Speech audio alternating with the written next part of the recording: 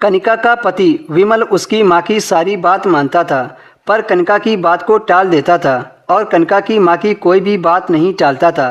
कभी कभी तो कनिका को सास और दामाद का ये रिश्ता समझ में नहीं आता था कि आखिर इन दोनों में ऐसा कौन सा रिश्ता है जिससे कनिका का पति विमल अपनी पत्नी की बात टाल देता और अपनी सास की बातों को नहीं टालता था।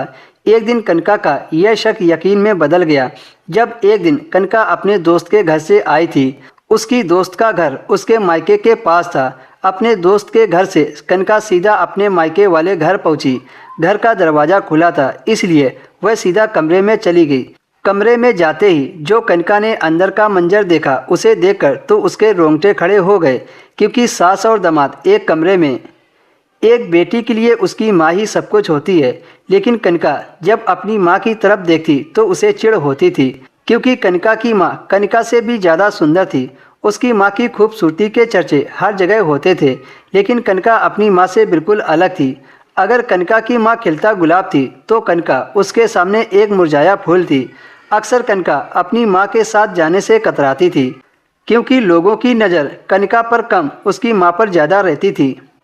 और जो भी कनिका को देखता तो वह एक बार जरूर पूछता कि ये किस पर गई है। लोगों का यही सवाल कनिका को शर्मिंदा कर देता था। धीरे धीरे कनिका जवान हो रही थी, पर फिर भी उसकी जवानी की खूबसूरती उसकी माँ से कम ही दिखती थी। कनिका की माँ हरदम सजी संवरी सी रहती थी, जैसे वो किसी फंक्शन में जा रही हो। उनको देखकर लगता ही नहीं था कि वह एक विधवा औरत है। कनिका को अपनी माँ के रंग ढंग कुछ अजीब से लगते थे। कनिका को अपनी ज़िंदगी बहुत कठिन सी नज़र आ रही थी, पर कुछ दिन बाद कनिका की ज़िंदगी में एक ऐसा शख्स आया जिसने उसकी बेरंग ज़िंदगी को बदल दिया।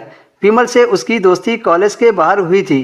धीरे धीरे वे दोनों फ़ोन पर बातें करने लगे और एक दिन विमल को कनिका से प्यार हो गया और वह कनिका से शादी करना चाहता था। इसीलिए विमल कनिका से उसकी माँ से मिलने की जिद करने लगा, पर कनिका तो विमल को अपनी माँ से मिलवाने के नाम से डरती थी कि कहीं विमल मुझे छोड़कर मेरी माँ पर ही ना फिदा हो जाए, क्योंकि कनिका से कहीं ज़्यादा खूबसूरत उसकी माँ थी। लेकिन कनिका भी विमल से शादी करना चाहती थी, इसीलिए कनिका ने मजबूरी में विमल को अपनी माँ से मिलवाने के लिए अपने घर बुला लिया। विमल की माँ इस दुनिया में नहीं थी, वो अपने बूढ़े बाप के साथ रहता था। जब विमल कनिका के घर उसकी माँ से मिलने आया तो कनिका की माँ और विमल एक कमरे में बैठकर बातें करने लगे और कनिका विमल के लिए चाय नाश्ता का इंतजाम करने लगी। कनिका को अपनी माँ के बारे में सोचकर ही घिन आती थी, क्योंकि उसकी माँ की हरकतें ऐसी थी कि वो घंटों कमरे में बैठकर बातें करती थी। करीब 2 घंटे की बातचीत के बाद जब दोनों कमरे से बाहर निकले तो कनिका की माँ के चेहरे पर अजीब सी मुस्कुराहट थी और कमरे से बाहर निकलते ही उसकी माँ ने कनिका को गले से लगा लिया और कहा, विमल बहुत अच्छा लड़का है, तुमने तो लड़का नहीं हीरा चुना है। शादी होने के बाद कुछ अजीब होने लगा। कनिका का पति अपनी पत्नी की कम सास की ज़्यादा सुनता था, जिससे कनिका को शक होता था कि मेरा पति मेरी हर बात को टाल देता है और अपनी सास की बात को तुरंत मान लेता है। एक दिन कनिका का शक यकीन में बदल गया जब कनिका ने अपनी माँ और पति को एक साथ कमरे में उस हालत में देखा। कनिका ने जैसे ही कमरे का दरवाज़ा खोला तो उसका पति विमल कनिका की माँ को गले से लगकर कह रहा था, मेरी माँ इस दुनिया में नहीं है, इस वजह से मैं तुम्हें अपनी माँ मानता हूँ और तुम्हारी हर बात को तवज्जो देता हूँ।